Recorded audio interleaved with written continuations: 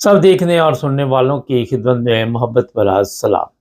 نہ جی، آپ سب کے علم میں ہے کہ پاکستان میں مبارک ثانی کیس پر جو سزا سنائی گئی 28 سال، وہ پوری دنیا کو پتہ چل چکا ہے۔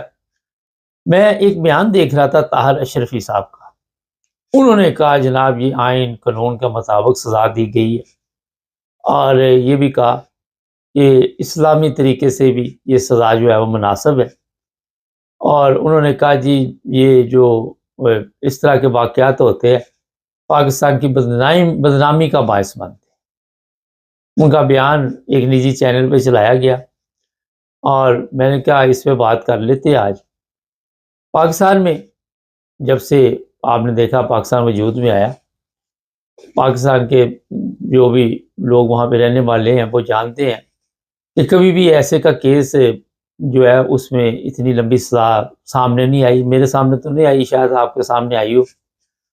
اور اصل میں یہ کیس کیا تھا، اس پر ہم نے کئی دفعہ بات چیت کی۔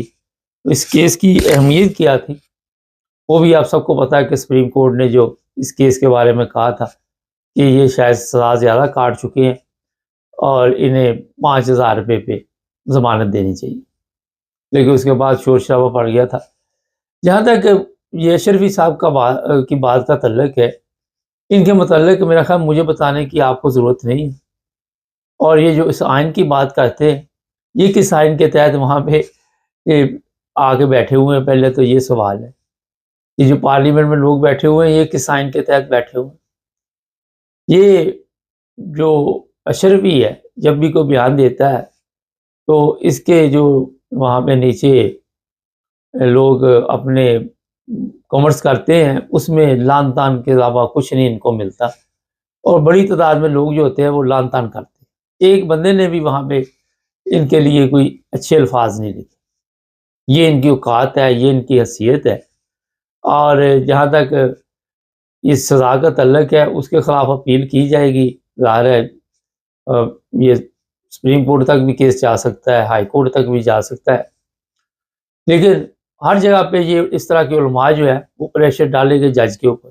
ہر جگہ پہ اس طرح جو جج ہے وہ عدل سے کام نہیں لے سکے گا، اور انصاف کا تو ویسے ہی وہاں پاکستان میں جنازہ نکلا ہوا ہے۔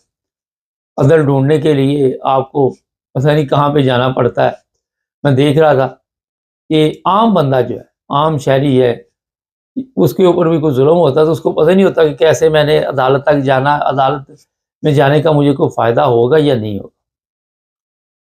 اور یہ میں بتا دیتا ہوں کہ یہ جو پاکستان کی عدالتی سسٹم ہے جو پاکستان کا، اس کا اتنا بیڑا غرق کر دیا گیا ہے، اور وہاں پہ جو جج بیٹھے ہوئے ہیں چاہے وہ خواتین ہیں چاہے وہ مرد ہیں، اور ان کو کس طرح وہاں پہ لایا گیا اور کس طرح وہ فرمائشی پروگرام وہاں پہ کرتے ہیں، فرمائشی فیصلے سناتے ہیں۔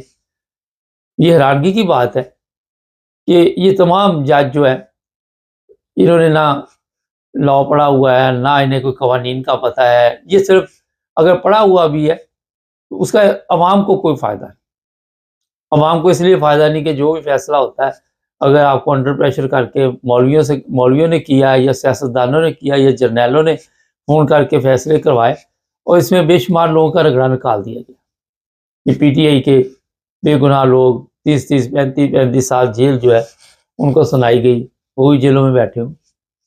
اصل مقصد یہ ہے کہ یہ لوگ ایک دوسرے کو خوش کرنے کے چکر میں لگے ہوئے، یہ نہیں دیکھتے کہ یہاں پہ انصاف کا ہم نے جو حلف لیا ہوا اس کے مطابق لوگوں کے جو مشکلات ہے، اگر کوئی آ ہی گیا عدالت میں پہنچ ہی گیا کیس، تو اس کو آپ نے عدل کے ساتھ حل کرنا ہے، نہ کہ وہاں پہ لوگوں کے آپ کے تعلقات ہیں یا لوگ آپ کے اوپر پریشر ڈال رہے ہیں اور اپنی بلے بلے کرانے کے لیے کہ میں بہت اچھی مسلمان ہوں یا میں بڑا اچھا مسلمان ہوں اور میں بڑا قرآن کو سمجھتا ہوں اور میں اس طرح کے فیصلے کروں گا تو عوام جو ہے وہ، یا کروں گی تو عوام جو ہے وہ بلے بلے میری کرے گی۔ صرف اس چکر میں بیٹھ کے یہ لوگ فیصلے کرتے۔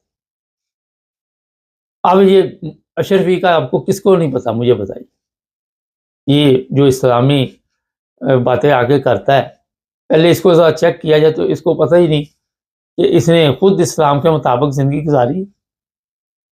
اسلام کا بنیادی جو مقصد ہے وہ جھوٹ ہے، اور اس کا آغاز جھوٹ سے ہوتا ہے، اس نے اور اس کے بھائی نے کتنے بے گناہ لوگوں کے اوپر کیس ڈالے ہوئے ہیں توہین مذہب. ان کے دور میں یہ سارا کچھ آ رہا تھا.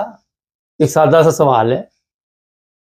اور یہ صرف اس لیے کہ جب تک جس گورنمنٹ میں بھی یہ جائے گا کہ اسی کے حق میں بولے گا، کیونکہ اس کو کرسی چاہیے. اس کو کرسی چاہیے، اور کرسی جب اس کو ملتی ہے پھر وہ کہہ دیتے ہیں جناب اب آپ نے ہمارے لیے بولنا، اور وہ بولتا ہے ویسے پالتو ہے ہر گورنمنٹ کا، یہ میں بتا دوں صحیح پالتو. اور اسی طرح جس طرح وہ کہتے ہیں اسی طرح کے اس کے بیانات ہوتے ہیں.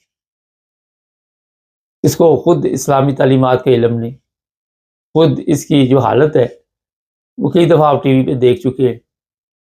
اور جس طرح کے اس کے بیانات ہوتے ہیں اس کو خود نہیں پتا ہوتا کہ آج میں نے کیا بیان دیا، کل میں نے کیا بیان دیا. وہ خود ہی بدلتا رہتا ہے. خود ہی جب سوشل میڈیا سے اسے پتہ چلتا ہے پھر کوئی اور بیان دے دیتا. اسی طرح دوسرے علماء ہیں، ان کے میں جب دیکھتا ہوں تو شرم آتی ہے کہ یہ علماء کہلانے کے قابل ہی نہیں ہے. مجھے کئی دفعہ لوگوں نے کہا کہ علماء کو مصیبت یہ ہے کہ لوگوں نے ان کا نام جب علماء رکھا ہوا ہے تو کیا کہہ سکتے.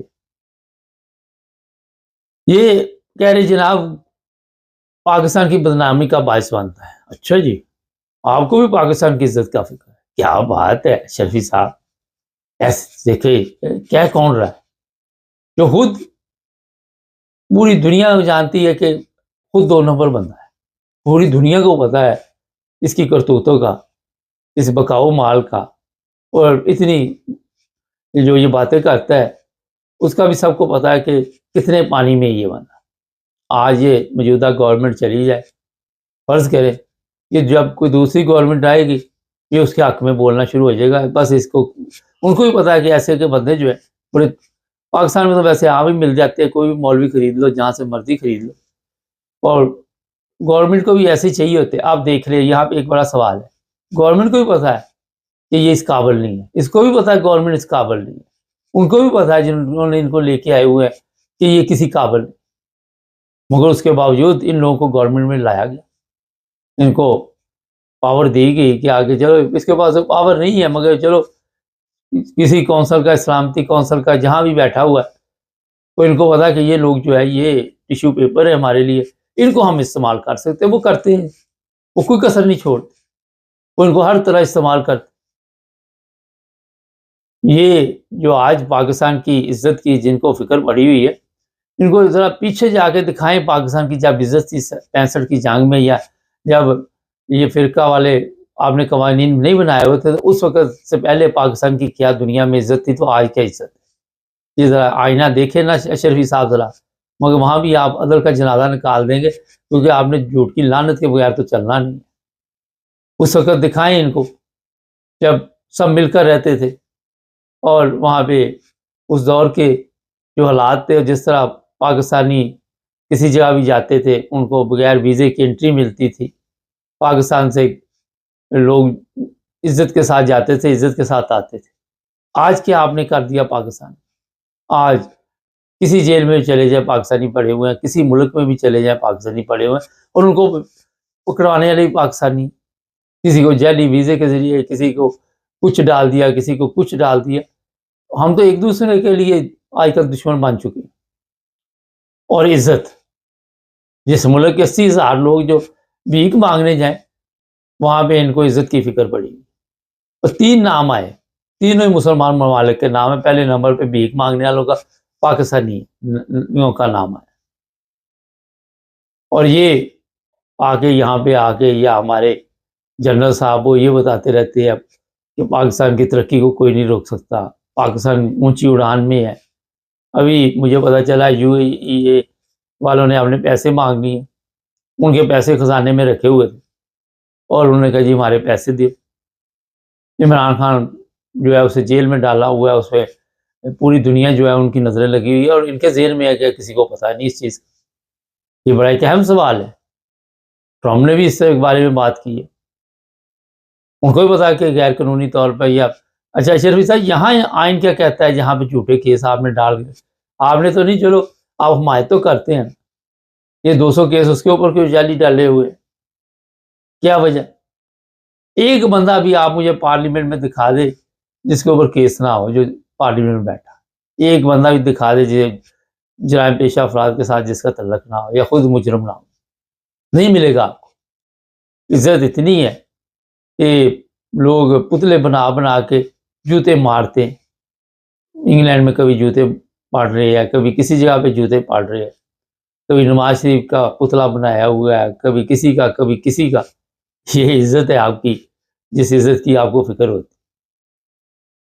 اور وہاں پہ جو لوگ اسلامی زندگی گزارنا چاہتے ہیں انہیں آپ گزارنا نہیں دیتے، جو اسلام کے مطابق چلنا چاہتے ہیں انہیں آپ چلنا نہیں دیتے۔ لیکن آپ کہتے ہیں پتہ جی کون سا اسلام آپ نے سیکھا ہوا، کہاں سے سیکھا آپ نے؟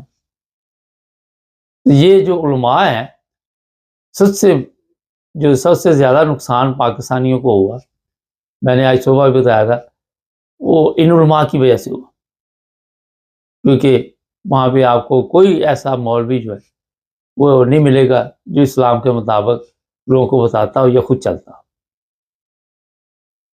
نہ جی، بے گناہ لوگ جیلوں میں بند، اس میں احمدی بھی ہیں، اس میں اہل سنت بھی ہیں، اس میں شیعہ بھی ہیں، اس میں مسیح برادری کے بھی ہیں، اور توہین مذہب، وہ بات وقت ساری توہین مذہب ہمارے ملک میں ہی آنی تھی۔